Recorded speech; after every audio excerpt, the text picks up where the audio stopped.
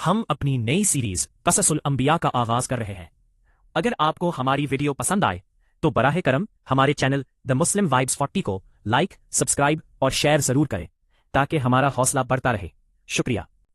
حضرت آدم علیہ السلام، اللہ تعالیٰ نے انسانیت کو سیدھی راہ دکھانے کے لیے بہت سے نبی اور رسول بھیجے، جن کی صحیح تعداد صرف اللہ عز و جل ہی کو معلوم ہے۔ البتہ چند انبیاء کرام کا ذکر اللہ عز و جل نے قرآن مجید اور رسول اکرم صلی اللہ علیہ وسلم نے احادیث مبارکہ میں کیا ہے۔ ان میں سے سب سے پہلے نبی حضرت آدم علیہ السلام ہے۔ حضرت آدم علیہ السلام کی پیدائش، مفسر قرآن حضرت عبداللہ بن عباس رضی اللہ عنہما نے فرمایا، حضرت آدم علیہ السلام کی تخلیق سے تقریباً 2000 سال پہلے اللہ تعالیٰ نے زمین پر جنوں کو آباد کیا۔ جب جہاں زمین میں فساد پھیلانے اور آپس میں قتل و غارت کرنے لگے تو اللہ تعالیٰ نے ابلیس، شیطان کے باپ کو فرشتوں کی معیت میں بھیجا کہ جنات کو سمندروں اور جزیروں کی طرف بھگا دو۔ ابلیس نے فرشتوں کو ساتھ لے کر جنات کو سمندروں اور جزیروں کی طرف بھگا دیا۔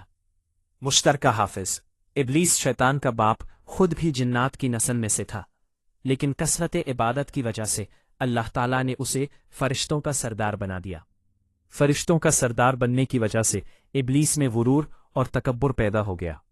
اس نے یہ سوچا کہ مجھے آسمان و زمین میں اتنا بڑا مقام اس لیے ملا ہے کہ میں اللہ تعالیٰ کے نزدیک تمام مخلوقات سے افضل ہوں۔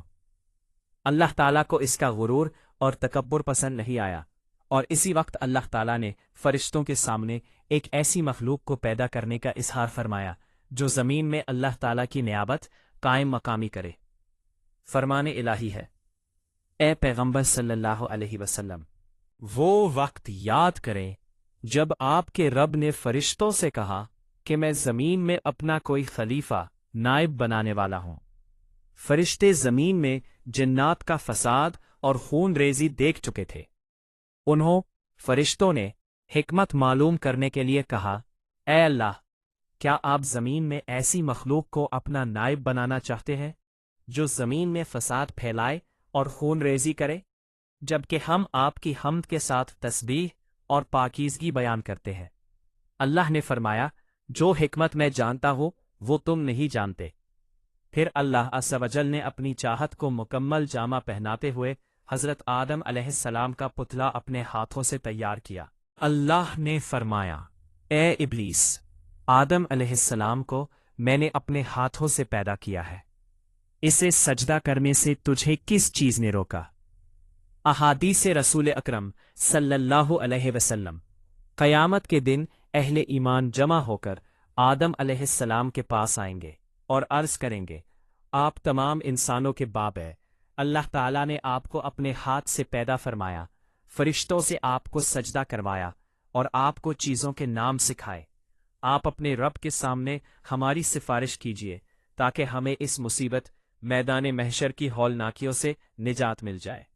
آپ علیہ السلام فرمائیں گے، آج اللہ تعالیٰ بہت غصے میں ہے، آج سے پہلے کبھی اتنا غصے میں نہیں آئے تھے اور نہ ہی بعد میں آئیں گے۔ اللہ نے مجھے درخت کے پاس جانے سے منع کیا تھا، لیکن مجھ سے غلطی ہو گئی، لہٰذا آپ کسی اور کے پاس چلے جاؤ۔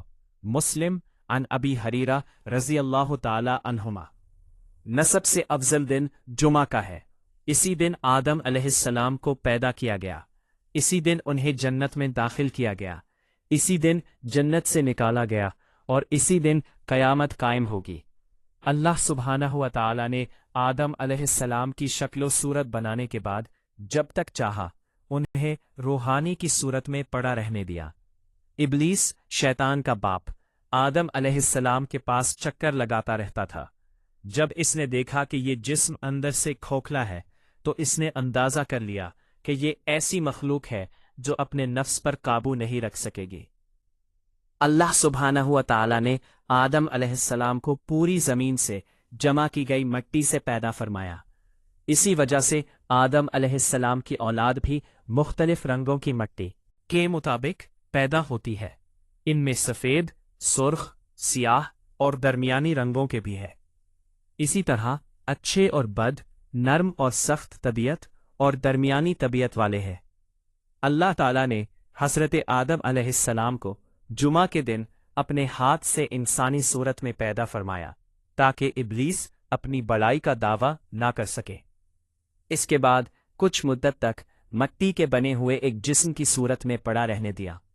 فرشتے اور ابلیس اسے دیکھ کر خوف زدہ ہوتے۔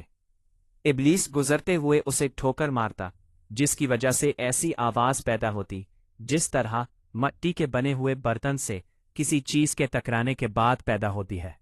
فرمان الہی ہے، اللہ نے انسان کو ٹھیکری جیسی بجنے والی مٹی سے پیدا کیا۔